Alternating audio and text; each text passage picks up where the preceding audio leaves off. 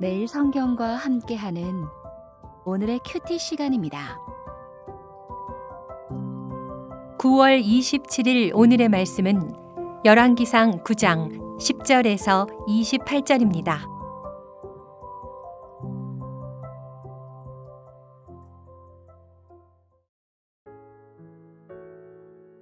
솔로몬이 두 집, 곧 여호와의 성전과 왕궁을 20년 만에 건축하기를 마치고 갈릴리 땅의 성읍 20곳을 히람에게 주었으니 이는 두로왕 히람이 솔로몬에게 그 온갖 소원대로 백향목과 잣나무와 금을 제공하였습니다.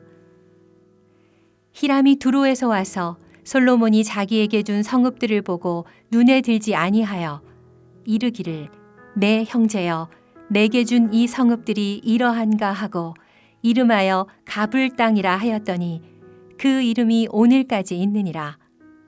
히람이 금 120달란트를 왕에게 보내었더라.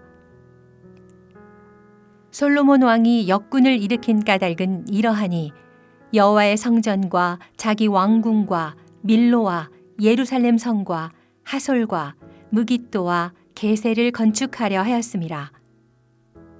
전에 애굽왕 바로가 올라와서 게셀을 탈취하여 불사르고 그 성읍에 사는 가나안 사람을 죽이고 그 성읍을 자기 딸 솔로몬의 아내에게 예물로 주었더니 솔로몬이 게셀과 아래 베토른을 건축하고 또 바알랏과 그 땅의 들에 있는 다드몰과 자기에게 있는 모든 국고성과 병거성들과 마병의 성들을 건축하고 솔로몬이 또 예루살렘과 레바논과 그가 다스리는 온 땅에 건축하고자 하던 것을 다 건축하였는데 이스라엘 자손이 아닌 아모리 사람과 헷 사람과 브리스 사람과 히위 사람과 여부스 사람 중 남아있는 모든 사람 곧 이스라엘 자손이 다 멸하지 못하므로 그 땅에 남아있는 그들의 자손들을 솔로몬이 노예로 역군을 삼아 오늘까지 이르렀으되 다만 이스라엘 자손은 솔로몬이 노예를 삼지 아니하였으니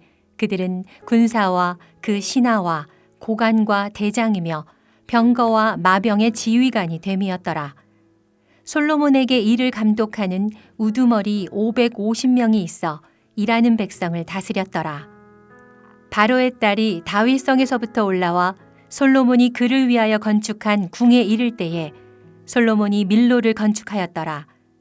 솔로몬이 여호와를 위하여 쌓은 제단 위에 해마다 3번씩 번제와 감사의 제물을 드리고 또 여호와 앞에 있는 제단에 분향하니라. 이에 성전 짓는 일을 마치니라. 솔로몬 왕이 에돔 땅 홍해 물가의 에롯 근처 에시온게벨에서 배들을 지은지라. 히람이 자기 종 곧 바다에 익숙한 사공들을 솔로몬의 종과 함께 그 배로 보내매 그들이 오빌에 이르러 거기서 금 420달란트를 얻고 솔로몬 왕에게로 가져왔더라. 오늘 본문의 첫 부분은 솔로몬이 두로왕 히람에게 목재와 금에 대한 대가로 땅을 주는 내용입니다. 솔로몬이 성전과 왕궁을 짓는 동안 히람은 두로에서 백향목과 잣나무를 공급해 주었습니다. 그런데 솔로몬이 히람에게 준 땅은 좋지 않은 땅이었습니다. 히람이 가치 없는 땅, 가불이라 부를 정도의 불모지였습니다. 그럼에도 불구하고 히람은 솔로몬이 원하는 금을 주었습니다. 이 대목에서 우리는 권력의 우위를 이용해서 히람을 홀대하는 솔로몬의 모습을 발견합니다. 솔로몬과 히람은 동등한 지위에서 거래하지 않았습니다. 히람이 공급해준 최고급 목재의 대가로 솔로몬은 무가치한 땅을 주었고 히람은 그 땅을 받고도 거래를 취소하지 못했습니다. 도리어 솔로몬의 요청대로 금을 줄 수밖에 없었습니다. 솔로몬에게서 발견할 수 있는 모습은 소위 말하는 갑질과 닮았습니다. 이는 국익의 증진을 위한 실리적 선택일 수 있지만 신적인 지혜를 발휘했다고는 보기 어렵습니다. 또 한 가지 생각해야 하는 점은 하나님이 주신 기업인 땅을 자기 멋대로 이방 왕에게 준 것입니다. 비록 박토라고는 하지만 여호수아가 힘써 정복한 땅을 금을 받고 팔아버렸습니다. 솔로몬은 진리를 위해 하나님의 말씀을 어겼습니다. 하나님의 말씀을 지키고 유업을 보존하기보다 금을 얻는 길을 선택했습니다. 혹시 그 땅에 살고 있는 이스라엘 백성이 있었다면 금을 얻으려고 그들까지 버린 셈입니다. 솔로몬이 하나님이 주신 것들과 백성을 가볍게 혹은 하찮게 여기기 시작한 모습을 보이기 시작합니다. 그 다음 내용은 건축 사업과 거기에 동원된 역군에 관한 것입니다. 솔로몬은 성전과 왕궁만 건축한 것이 아니었습니다. 여러 성읍을 요새화하고 국고성과 병거성과 마병의 성을 건축하는 등 대대적인 건축 사업을 벌였습니다. 그런데 그 건축 사업에 동원된 역군들이 가나안에 남아있던 가나안 족속이었습니다. 솔로몬은 그들을 노예로 삼아 건축 사업에 동원했습니다. 여기서 우리는 또 솔로몬에 대한 의구심을 가질 수밖에 없습니다. 오늘 본문에는 이스라엘이 가나안 족속을 멸하지 못해 그들이 가나안 땅에 남아있었다고 되어 있습니다. 그런데 애굽의 바로가 겟셀을 정복했다 하는 기록을 볼 때 당시 최전성기를 구가하던 솔로몬의 이스라엘이 과연 가나안 족속을 쫓아내지 못했겠는가 하는 의심이 듭니다.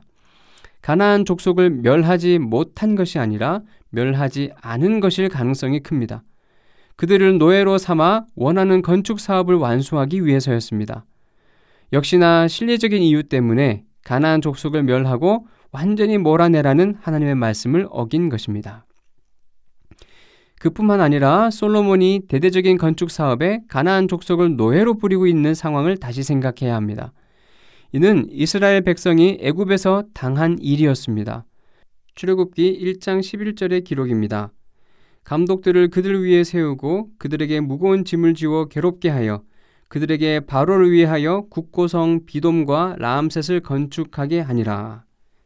애굽의 노예로서 학대당하며 건축 사업에 동원되었던 이스라엘이 하나님의 구원을 받아 거기서 해방되었으면서 지금 애굽처럼 되어 다른 민족을 노예로 삼아 노동력을 착취하고 있는 것입니다. 아마 바로의 딸과 결혼하며 애굽과 동맹을 맺고 애굽의 영향을 받으면서 애굽을 닮아가고 있는지도 모르는 일입니다. 또한 비록 이스라엘 자손은 노예로 삼지 않고 지휘관이나 감독의 자리에 앉혔다고는 하지만 솔로몬 사후에 보면 이스라엘 백성이 그 아들 르호보암을 찾아와 솔로몬이 지은 멍에 곧 고역의 멍에를 가볍게 해달라고 요청하는 내용을 보면 이스라엘 사람 역시 건축 사업 때문에 노동력을 수탈당했음을 알 수 있습니다. 솔로몬은 19절의 표현처럼 건축하고자 하던 것을 다 건축하려고 이방인을 노예로 삼고 자기 백성까지 괴롭히는 일을 하고 말았습니다. 오늘 본문에서 또 한 가지 주목할 점은 솔로몬이 금에 집착하고 있다는 점입니다. 14절을 보면 히람에게서 금 120달란트를 받았고 28절을 보면 무역을 통해 금 420달란트를 수입했습니다.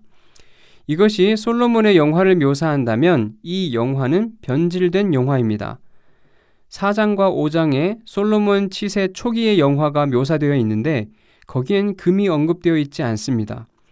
솔로몬의 영화는 이스라엘로 금이 아닌 음식물이 들어오는 것으로 표현되어 있습니다. 그래서 유다와 이스라엘이 단에서부터 브엘세바에 이르기까지 각기 포도나무 아래와 무화과 나무 아래에서 평안히 살았더라 하는 말로 그 시대의 영광을 설명합니다. 하지만 금은 백성을 위한 물품이 아니었습니다. 이 점은 앞으로 더 두드러질 테지만 솔로몬은 백성을 돌보기보다 자기의 과시욕을 채우는 데 마음을 쏟기 시작했음을 알 수 있습니다. 이 역시 솔로몬의 변질된 모습입니다. 분명 솔로몬의 왕실은 더 부유해지고 화려해지는데 백성의 삶은 곰핍해져 가고 하나님 나라는 위태로워집니다.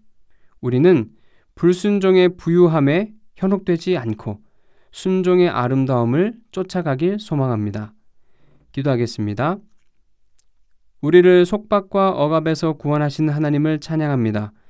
비록 우리가 물질 만능주의 세상 속에 살지만 그 사조에 물들지 않도록 지켜주시고 힘 있는 사람이 힘없는 사람을 지배하는 현실 속에 살지만 그 경량을 따르지 않도록 붙들어 주십시오.